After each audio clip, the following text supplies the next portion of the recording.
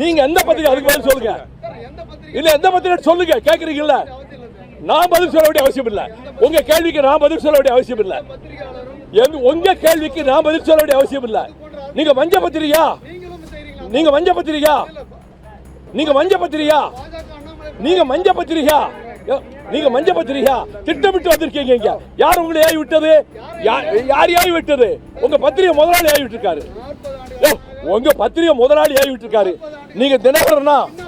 நீங்க தினகரனா? தினகரனா? அது மஞ்ச பத்திரிகை ஆயிடுச்சு. முந்தாராளே வெளியே வெளியே அனுப்பு, வெளியே அனுப்பு. தினகரனா? தினகரனுக்கு இங்க வேலை கிடையாது. தினகரனுக்கு இங்க வேலை கிடையாது. வெளியே அனுப்பு. மரியாதை கட்டு போகும். என்ன நீங்க வந்து கேட்டா மரியாதை கட்டு போகும்.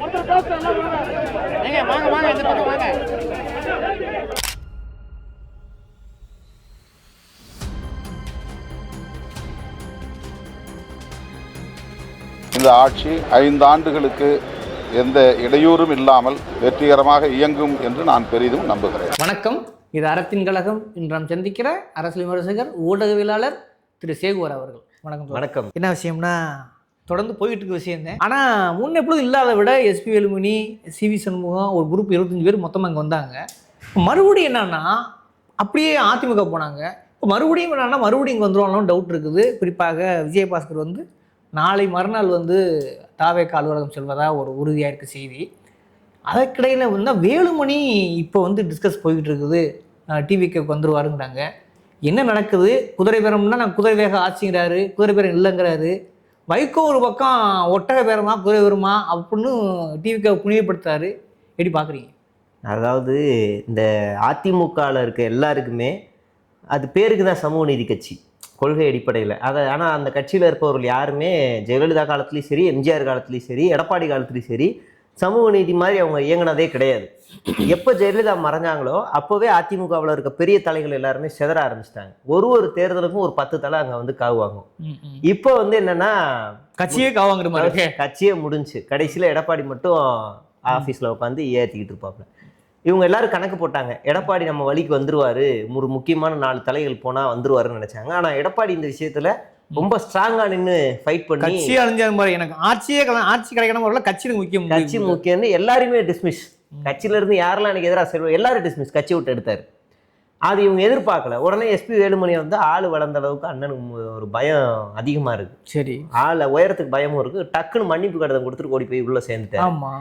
இப்ப என்ன ஆயிடுச்சு, மறுபடியும் நல்ல ஒரு வரவேற்பு கிடைக்குது அதிமுக இது தாவேகாவில் போனா நிச்சயமா அமைச்சர் ஆயிடலாம். யாராவது தோக்குற குதிரையில் நொண்டி குதிரையில யாராவது பெட்டு கட்டுவாங்களா? அப்போ ஜெயிக்கிற குதிரைக்கு கட்டிடுவோம் அப்படின்னு இந்த பக்கம் பிளான். தாவேகாவை பொறுத்த வரைக்கும் வரப்போற பஞ்சாயத்து தேர்தலில் அதிமுக கூடாரம் கையில் இருந்தால் தான் ஜெயிக்க முடியும்னு ஒரு நம்பிக்கைக்கு போயிட்டாங்க. ஏன்னா அவங்களுக்கு ஓட் பூத்தே கிடையாது, ஒரு கிரேஸ்ல வந்தவங்க தான். நமக்கு ஒரு ஓட் பூத்து வேணும். பஞ்சாயத்து தேர்தல் வந்து முகம் பார்த்து போடுற தேர்தல். அப்படின்னா அவங்களுக்கு வந்து முகம் பார்த்து போடுறாங்கன்னா இங்கே ரமேஷோ, சுரேஷோ, கோவிந்தனோ, கருப்பசாமி எல்லாம் அதிமுக திமுகவில் தான் இருக்காங்க. அப்போ இவங்கெல்லாம் நமக்கு வேணும் அப்படின்னும் போது ஒரு தலையா ஒரு இடமா வந்து பாதுகாக்கிறாங்க. இவ்வளோ பெரிய ஊழல்வாதியா இருக்கட்டும், சிபிஐ வழக்கு இருக்கட்டும், இடி இருக்கட்டும், சிபிசிஐடி இருக்கட்டும், என்ன வேணாலும் இருக்கட்டும், எங்ககிட்ட வந்துருங்க. வாஷிங் மிஷின் தானே? வாஷிங் மிஷின் என்னங்க பிஜேபி கவர்மெண்ட் அப்படி பொருந்துமா? அவ்வளவுதான். நீங்க வந்து யாரை வேணாலும் சேர்ப்பாங்க. இப்ப நீங்க எடப்பாடி பழனிசாமியே நாளைக்கு இங்க வந்து சேர்ந்தாலும் ஆச்சரியப்படுறது நம்ம உடனே அப்படி கடந்து போக நினைக்கிறேன். ஏன்னா விஜய் ஒரு அளவுக்கு பெரும்பான்மை வெகுஜன மக்கள் அவங்களுடைய டிவிக்கு தொண்டர்கள் நம்புறாங்க. தொடவே மாட்டோம், தொட்டவனை விடவே மாட்டோம்ன்றாங்களே. அப்ப ஏன் செங்கோட்டையனை விட்டு வச்சிருக்காங்க? அப்ப ஏன் வந்து மூத்த நிர்வாகி ஆகிட்டார்ல, டிவிக்கோட மூத்த நிர்வாகி இந்த ஒரு ஆளு இவரோட கவர்ச்சியை பார்த்து ஓட்டு போட்டாங்க, இவரோட கவர்ச்சியை பார்த்து ஓட்டு போட்டாங்கன்னு பஸ்ல நின்று சொல்லிக்கிட்டு இருந்தாரு திருச்சியில வெற்றி கூட்டத்துல, நன்றி சொல்ல போன கூட்டத்துல. அவர் யாரு? அவரு ஒரு ஊழல்வாதி தானே. அதிமுகல இருந்து இப்ப உள்ள போய் தோத்து போனவர் அவரும் அவரையும் விட்டு வச்சாங்க. இப்ப மறுபடியும் இந்த இடத்துக்கு வருவோம். அதிமுகவுல இருந்து உள்ள போறாங்க. அவங்களாம் அதிமுகவுல இருந்து முக்கியமான ஆளுங்கள்லாம் உள்ள போயிருக்காங்க. குட்கா வழக்கு இருக்கு, சிபிஐ வழக்கு இருக்கு. முக்கியமா தூர்த்து போன சக்தின்னு கேவலமா பேசினாரு. தீர்ந்து போன சக்தி அல்லு சில்லு இவ எவ்வளவு கேவலப்படுத்தினார் அதிமுகவை. அதான் சொன்னல முன்னாடி, ஒரு சுய மரியாதையே இல்லாத ஒரு கட்சியா அந்த நபர்கள் அங்க உள்ள இருக்காங்க. அதனால அவங்களுக்கு பதவி எங்க கிடைச்சாலும் அவங்க பல்ல காட்டிட்டு போயிடுவாங்க. சிவி சண்முகம் போறாரு, எஸ்பி வேலுமணி போறாரு, எம்ஆர் விஜயபாஸ்கரும் போறாரு, நம்ம சி விஜயபாஸ்கரும் போறாரு. இதெல்லாம் தாண்டி ஒரு முக்கியமான ஒரு மாஜியும் போய் சேர்றாரு. அவர் வந்து ஒரே குழப்பத்துல இருக்காரு. திமுகவுக்கு போகலாமா அதிமுகவுக்கு போகலாமா, ரொம்ப குழப்பத்துல இருக்காரு. யார் அந்த மூத்த பழம்? அவர் ஒரு பாடகர், ஒரு மாஜி. அப்படியா? பாடகர்? அவரு பாடகர். சரி, ரொம்ப அழகா பாடக்கூடியவர். அவர் வந்து ஒரு பெரிய மன வருத்தத்துல இருக்காரு.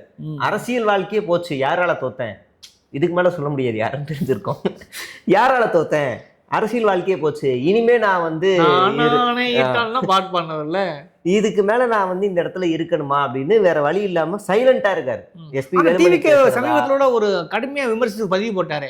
அவர் அங்க போறாரா இல்ல திமுக போறாரா ஜெயக்குமார் தானங்க சொல்றீங்க? சொல்லுங்க. அவர் வந்து பயங்கரமான ஒரு சைலண்ட் மோடுக்கு போயிட்டாரு. யார் பக்கமும் ஆதரவு கிடையாது.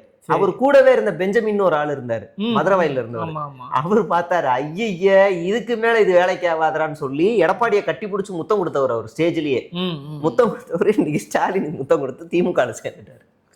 இதுக்கு மேல அவங்க நம்பி இருக்க முடியாது தலைவரே, நீங்க தான் எனக்கு தலைவரே அப்படின்னு அவர் காலில் போய் விழுந்துட்டாரு. இப்ப ஜெயக்குமார் வந்து தாய் கழகம் அப்படின்னு சொல்லிட்டு அங்க போறதுக்கும் வாய்ப்பு இருக்கு, வாய்ப்பு இருக்கு, இல்ல இந்த பக்கம் வர்றதுக்கும் வாய்ப்பு இருக்கு. சி சண்முகமும் அதே ரோல் தான். எந்த பக்கம் போகலாம், இங்க போகலாமா, இப்போதைக்கு இந்த குதிரை ஜெயிக்கும், நாளைக்கு ஃபியூச்சர் என்னன்னு தெரியாதுன்னு கூட இருக்கவங்க எல்லாம் அங்க வழிகாட்டுறாங்க. இன்னும் பெருவாரியான ஆளுங்க என்ன சொல்றாங்கன்னா, நீங்க இங்க போனா அமைச்சர் கிடைக்கும், முதல்ல அதிகாரத்தை கைப்பற்றுவோம் அப்படின்னு இந்த பக்கம் அவரை கைட் பண்ணிட்டு இருக்காங்க. சிவி சண்முகத்துக்கும் அதே நேரம்லாம் நடந்துச்சு, நம்ம திமுக போவோம், ஒரு மரியாதை கிடைக்கும், நல்லா பாத்துக்குவாங்க, செந்தில் பாலாஜியை பாருங்க அப்படின்னு. இன்னொரு பக்கம் நம்ம தாவேகாக்கு போனா அமைச்சரவையே கிடைக்கும், போயிடலாம் அப்படின்னு.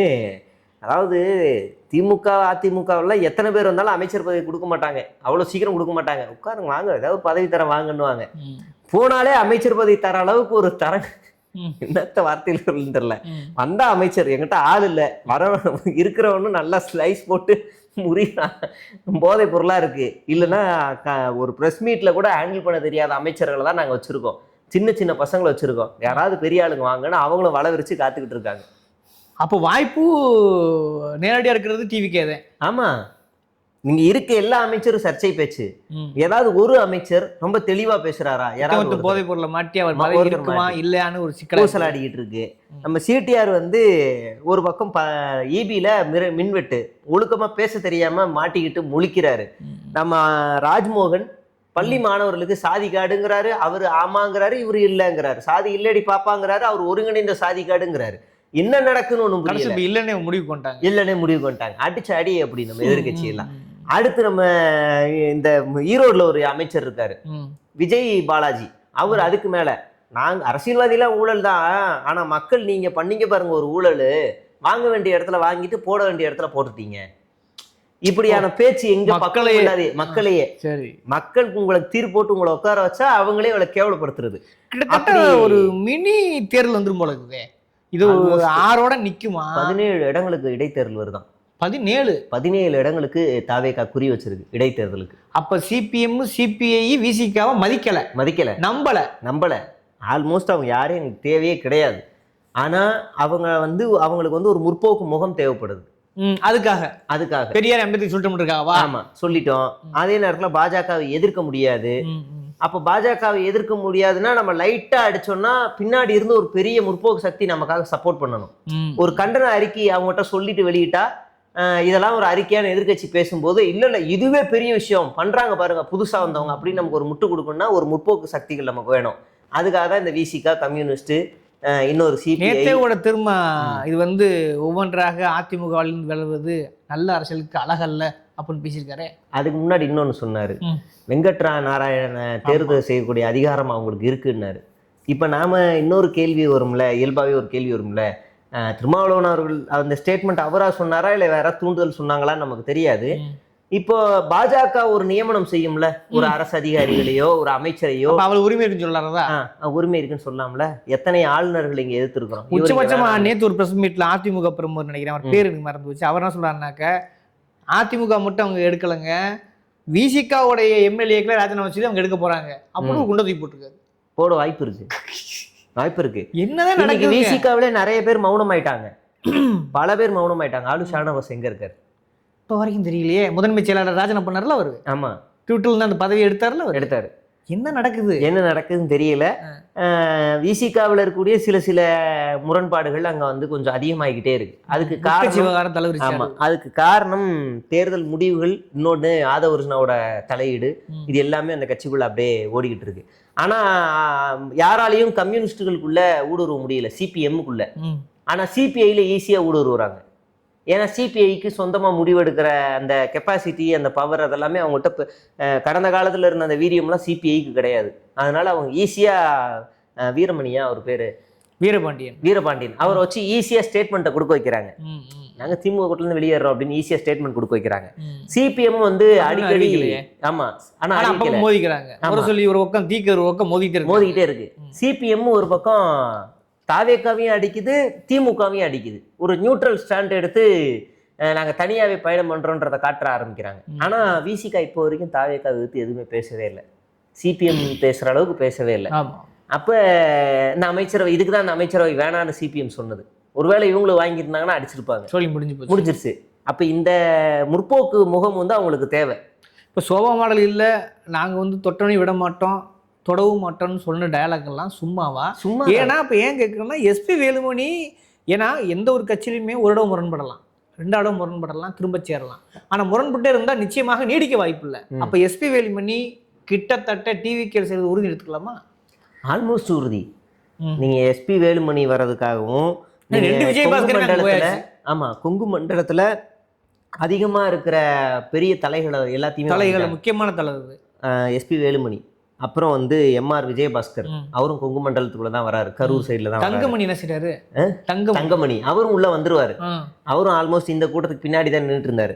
இப்ப 3 தலைகளும் இங்க வந்துருச்சுன்னா எடப்பாடி வெறும் டம்மி தான், அவரும் கொங்கு தான், ஆனா வெறும் டம்மி தான். அதிமுகவோட பெருந்தலைகள் 3 பேர் இங்க வந்துட்டாங்க, முடிஞ்சு. பொள்ளாச்சி ஜெயராமனா அவர் ஆல்ரெடி வந்தாச்சு. அப்ப இந்த கொங்கு மண்டலம் வாஷ் அவுட். இப்ப புதுக்கோட்டை, அறந்தாங்கி, இந்த சரௌண்டிங்ல எல்லாம் கோல வச்சு நிற்கிறது விஜயபாஸ்கர்.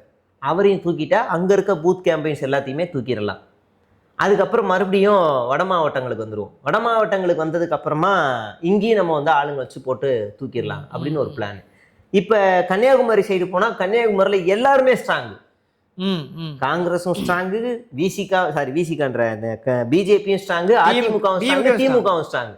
அப்ப அங்க என்ன பண்றது உங்களுக்கு புரியல. கன்னியாகுமரியில ஒரு இடத்துல கூட தாவேக்கா ஜெயிக்கல. கிருஷ்ண பெருமானமே இருக்குது அங்கதான் ஆளு சிலுவையெல்லாம் போட்டு பூஜையெல்லாம் போட்டாப்புல, அங்க வேலைக்கு ஆகல. அப்ப அங்க யாரை தூக்குறதுன்னே தெரியல, எல்லா பக்கமும் வளவிரிச்சுக்கிட்டு இருக்காங்க. ஓப்பனா சொல்லணும்னா அங்க திமுக மாஜி கூட குறி வச்சுக்கிட்டு இருக்காங்க தாவேக்கா. அப்ப எல்லா சைடும் அவங்க வந்து வளவிரிச்சு ஒரு எவ்வளவோ சினிமா வாசனம் பேசினாரு, சடல பேசினாரு, அது ஒரு பக்கம் விமர்சனம், இன்னொரு பக்கம் அவங்க ஆட்கள் கொண்டாடுன்னு வச்சுக்கோமே. இந்த அளவுக்கு தில்லுமுள்ளு பண்ணுவார் விஜய், அது பண்ணிட முடியுமான்னு. அதுக்கு இன்னொரு உதாரணம் சொல்லணும்னா, அதிமுகவோட கூட்டத்தில் வைகோ சொன்ன ஸ்டேட்மெண்ட், நீங்க 2 ராஜினாமா பண்ணிட்டு வாங்க, உங்களுக்கு நான் கேம்பெயின் பண்றேன்னு முதல்வர் விஜய் சொன்னாருங்கிறாரு. இப்ப ராஜினாமா சொன்னாருன்னு விஜய் சொன்னாருன்னா எது உண்மை? அப்ப அது அப்படி சொன்னாரு, இன்னைக்கு இப்படி சொல்றாரு. ஒரு மூத்த பழுத்த அரசியல்வாதி இல்ல அவரு, இது குதிரை பேரம் தானே. எனக்கு தெரிஞ்சு வைகோ வந்து ஒரு அரசியல் துரந்தர். அரசியல் துறை இருந்தாலும் ஒரு மூத்த நிர்வாகிங்க, இருந்துட்டு போட்டோம்.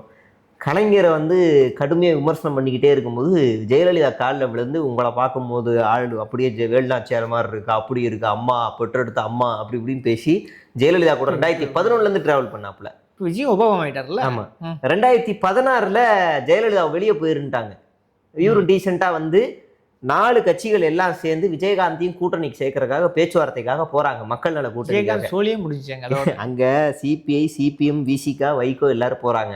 அந்த கூட்டணியில முதலமைச்சர் வேட்பாளர்னு யாரும் இல்லை அப்படின்ற ஒரு முடிவுல தான் போறாங்க. யாரும் அறிவிக்க கூடாது, அது பின்னாடி பாத்துக்கலாம்னு சொல்லி தான் போறாங்க. வைகோ நேரா போய் நீங்க தான் முதலமைச்சர் வேட்பாளர் விஜயகாந்த் அறிவிக்கிறார். விஜயகாந்த் முன்னாடியே இவங்களுக்கு எல்லாருக்கும் பதட்டம், என்னடா இது நம்மகிட்ட கேட்காமலுக்கு ஒரு அறிவிக்கிறாரேன்னு. வேற வழி இல்லாம தான் அவர் முதலமைச்சர் வேட்பாளர் ஆனார். அப்புறம் விஜயகாந்தை போய் உட்காந்து கெஞ்சிருது. அதுக்கப்புறம் ஸ்டாலினை போய் நீங்க தான் பாக்குறது கலைஞர் மாதிரி இருக்கீங்க, பெரியார் மாதிரி இருக்கீங்கன்னு அவரை சத்தியம் பண்ணி கொடுத்துன்னு சொன்னாரு. ஆமா, அதுக்கப்புறம் மறுபடியும் இப்ப விஜய் உங்களை பாக்குறதுக்கு வந்து அப்படியே அஞ்சலி அம்மாள் மாதிரி இருக்கு, வேலுநாச்சியார் மாதிரி இருக்குன்னு இந்த பக்கம் ஒரு உருட்டு. நாளைக்கு பிரதீப் ரங்கசாமியோ இல்ல தனுஷோ இல்ல வேற யாராவது வந்தாங்கன்னா அங்க போயிடுவாரு. இப்ப இன்னொன்னு சொல்லவா, இன்னைக்கு நம்ம பேசிட்டு இருக்கும் போது நம்ம நாஞ்சில் சம்பத் இருக்காருல்ல, ஆமா அவர் வந்து துரை வைகோ என்னன்னு தெரியுமா சொல்லியிருக்காரு, எல்லாரும் கோமணத்தை கீழே கட்டுவாங்க, ஒரு ஆளு கையில கட்டிட்டு இருக்காரு. ஆமா அது வைரல் ஆச்சாங்க. இப்ப எந்த மூஞ்சி வச்சு முடிச்சுக்குவாங்க, அதெல்லாம் துப்புனா தொடச்சுக்கோன்னு மீம்ஸ் போட்டுருக்காங்க. சொன்னவே இருந்தாலும் வந்து மீம்ஸ் போட்டு கொடுத்துறாங்க. வைகோ வரதான் அவர் ஏத்துக்கல. ஏன்னா நம்ம ஆளு நாஞ்சில் சம்பத்து பயணம் பண்ணதே மதிமுகவுல இருந்துதான். அதனால நீங்க வந்தா உங்களோட மறுபடியும் நான் வரணுமா, வர முடியாது போ அப்படின்னு இவர் அங்க இருந்து கட்டையை போடுறாரு வரவிடாம இருக்கிறதுக்கு. இப்ப இந்த குதிரை பேரம் அப்படியே நடக்கிறது உண்மை. நேத்து கூட ஆளுநர் வந்து ஜெயஸ்ரீ பிரபாகரை கூப்பிட்டு குதிரை பேரம் நடக்கிற சம்பந்தமா கேட்டிருக்காரு. இது பச்சையா தெரியுது குதிரை பேரம் தான். கிட்டத்தட்ட 17 தொகுதிகளில் குறி வச்சாதான் நம்ம மேல இருக்க அதிருப்திகள்லாம் போனா கூட நமக்கு தேவையான ஒரு 9 தொகுதியில நம்மளால வெற்றி பெற முடியும். ஒருவேளை நாளைக்கு சிபிஎம் சிபிஐ எல்லாரும் உங்களுக்கு கொடுத்த ஆதரவு நாங்க வாபஸ் வாங்கிக்கிறோம் அப்படி சொல்லக்கூடிய நிலை வரும் நிச்சயமா அப்படிதான் சொல்றாங்க. அப்ப வந்துச்சு அப்படின்னா இவங்க தேவையே இல்லை, நாமளே பெரும்பான்மையை நிரூபிச்சுக்கலாம் அப்படின்னு சொல்லிட்டு இவங்க எல்லாம் திமுக விலை கொடுத்து வாங்கிருச்சுன்னு ஒரு பழியை போட்டுட்டு நம்ம பாட்டுக்கு கை நகர்த்திட்டு போகலாம் அப்படின்றதுக்காகத்தான் இப்போ வரைக்கும் 5 எம்எல்ஏ ராஜினாமா. எஸ்பி வேலுமணி, எம்ஆர் விஜயபாஸ்கர், சிவி சண்முகம், மதிமுகவில் 2 ஆனா பண்ண மாட்டேங்கிறாங்க. எப்படியாவது ட்ரை பண்ணுவாங்க. இல்ல அது உறுதியா அவங்க திமுக போறத முடியாது. சட்டமே பாயாது ஏன்னா அங்க இருக்காங்க ஆல்ரெடி. ஆமா அப்ப அங்க 2 இல்லைன்னா மறுபடியும் வேற ஏதாவது 1-2 போட ஆரம்பிப்பாங்க. அநேகமா வந்து எனக்கு தெரிஞ்சு குக்கர் சின்னம் அது யார் இருக்கா, காமராஜ் கடத்திட்டு போனாங்களே முதல் குதிரை பேரம், வண்டியில வச்சு கையெழுத்து வாங்கினாங்க. அதான் கையெழுத்து வாங்கி முடிஞ்சுல. அது கட்சி தகவல் சட்டத்துல வரும்ல, அதுவும் ஒரு ஆள் தானுங்க. அதனால ஒன்றும் பிரச்சனை இல்லைன்னு நான் தைரியமா இருக்கான்னு நினைக்கிறேன். அப்ப யாரையோ காப்பாத்துற என்ன காப்பாற்ற மாட்டாருன்னு சொன்னாரா இல்லையா? இது இப்படி எல்லாத்தையும் பண்ணிட்டு இன்னும் அதிமுகவில் இருக்கிற அவங்க விஜயபாஸ்கரோ இல்ல சிவி சண்முகத்துக்கூட நட்புல இருக்கிற எம்எல்ஏக்கள் எல்லாரையுமே ராஜினாமா பண்ண வச்சு சிவி சண்முகம் சொன்னா அங்க இருக்கக்கூடிய நபர்கள் எல்லாரும் ஒரு 4-5 பேர் ராஜினாமா பண்ணுவாங்க. அவங்க பண்ணுவாங்க. சிவி சண்முகம் எஸ்பி வேலுமணி கிட்டத்தட்ட டிவிக்கே போறது உறுதி, ஆல்மோஸ்ட் உறுதி. எஸ்பி வேலுமணி சொன்னாலோ சிவி சண்முகம் சொன்னாலோ ஆனா இது உயர்நீதிமன்றம் கிடுக்குப்பிடி கேள்வியே கேட்டுட்டு இருக்கு. அந்த 4 பேர் ஏன் ராஜினாமா பண்ணா நேத்து கூட உயர்நீதிமன்றம் உத்தரவு கேள்வி ஏற்றுக்குது. இப்போ எண்ணிக்கை 8-10 போயிடுச்சுனாக்க அது எடப்பாடி அவளை ஈஸியா விட்டுருவாரா? ஏன்னா இன்னைக்கு கூட கேட்டிருக்காங்க. அதாவது எடப்பாடி டிஸ்டர்ப் பண்ணக்கூடாதுங்கிறதுக்காகவே தாவேக அரசு அவருக்கும் ஒரு செக் வச்சிருக்கு. என்ன கொடநாடு வழக்கு மீண்டும் சூடு பிடிக்க ஆரம்பித்திருக்கிறது. எல்லா செய்திகளையும் வர ஆரம்பிச்சிருச்சுல்ல. ஆமா எடப்பாடி எப்பெல்லாம் வாய் திறக்கிறாரோ அப்பெல்லாம் கொடநாடு, அப்புறமா தூத்துக்குடி துப்பாக்கி சூடு, இந்த 2 வழக்கு சூடு பிடிக்க ஆரம்பிக்கும். இப்போ வந்து மூத்த வழக்கறிஞர்களுக்கு ஒருக்கும் போயிருச்சு. அவ்வளவுதான். மூத்த வழக்கறிஞர்கள் யாரு அப்படின்னு சொல்லி தாவேக அரசு வந்து கொடநாடு வழக்கை மீண்டும் விசாரிப்பதற்காக ரொம்ப தீவிரமா தேடிக்கிட்டு இருக்கு. இப்போ எடப்பாடி சைலண்ட் ஆயிடுவார். சரி நீ யாரை கூப்பிட்றே கூட்டுக்கப்பா, என்ன டிஸ்டர்ப் பண்ணாதப்பா, நான் அவர் சைலண்ட் ஆயிடுவார். அவர் வாயை அடைக்கிறதுலாம் ரொம்ப ஈஸி, சாதாரணமாக அடைச்சிட்டு போயிடலாம். அநேகமா இந்த 2 பேர் முக்கியமான சிவி சண்முகம் வந்தாங்கன்னா குறைஞ்சபட்சம் 3 எம்எல்ஏக்களை ராஜினாமா பண்ண வைக்கலாம். இல்ல 5 பேரா கூட ராஜினாமா பண்ண வைக்கலாம். அப்படி பண்ணா கூட 17 தொகுதிகளில் 15 17-20 தொகுதி வரைக்கும் மீண்டும் இடைத்தேர்தல் வருவதற்கு அதிக வாய்ப்பு இருக்கு. 17 வரையும் வாய்ப்பு இருக்கு. 17 வரைக்கும் போகும். சிவி சண்முகம் மட்டும் எப்படி வருவாரு? சிவி சண்முகம் கூட எத்தனை பேர் எம்எல்ஏக்கள் வந்தாங்க? 25 பேர் கிட்ட வந்தாங்க. அப்ப 25ல அவர் சொன்ன 5 பேர் வருவாங்களே. 5 பேர் ஓகேன்னு சொல்லிட்டு போயிட்டே இருப்பாங்க. எஸ்பி வேலுமணி தரப்புல கையெழுத்து போட்டு மறுபடியும் மன்னிப்பு கடிதம் கேட்கறதுக்காக அதே கூட்டம் அவர் கூடவே 4-5 எம்எல்ஏக்கள் போனாங்க. அப்ப அவருக்கு பின்னாடியே ஒரு ஆள் இருக்கு. அந்த 4 வர வாய்ப்பு இருக்கு. அந்த தனியா வர வாய்ப்பு இல்ல. அவர் பின்னாடி 4 பேர் வருவாங்க. அதே எம்ஆர் விஜயபாஸ்கர், சி விஜயபாஸ்கர், இவங்க தரப்பு பின்னாடி ஒரு 2-3 எம்எல்ஏக்கள் இருக்கு. இவங்க எல்லாருமே ராஜினாமா பண்ணிட்டு விஜய் கூட போய் சேர்ந்தாங்கன்னா விஜயபாஸ்கர் பக்கத்துல 2-3 எம்எல்ஏ இருக்கும். ஆமா. அப்ப 15-17 தாண்டிரும் போல இருக்குது. 17 தாராளமா தாண்டும். 17 எய்ம் பண்றது 17 நமக்கு வந்து அங்க இருக்க உள்ள ஒரு சோர்ஸ்ல இருந்து அந்த தகவல். இந்த 17 வரைக்கும் அவங்க இன்னி 1 மாசத்துக்குள்ள இது எல்லாமே நடக்க போகுது. இது கூட முதல்வர் பண்ற வேலை தானா? ஆமா எல்லாமே ஆதவர்னாவோட கை இதுல இருந்தா நடக்கும். விஜய் சைன் பண்ணி கொடுத்துறாரா? அவ்வளவுதான். இது குதிரை பேரம்லயே வராது. தூய சக்தின்ற பேர்ல அது எப்படி அவங்கள பொறுத்த வரைக்கும் வராது. இது பேர் ஒட்டக பேரம். அதுக்கு கூட இருக்க நட்பு சக்தி வச்சே சொல்லி பேச வச்சிருவாங்க.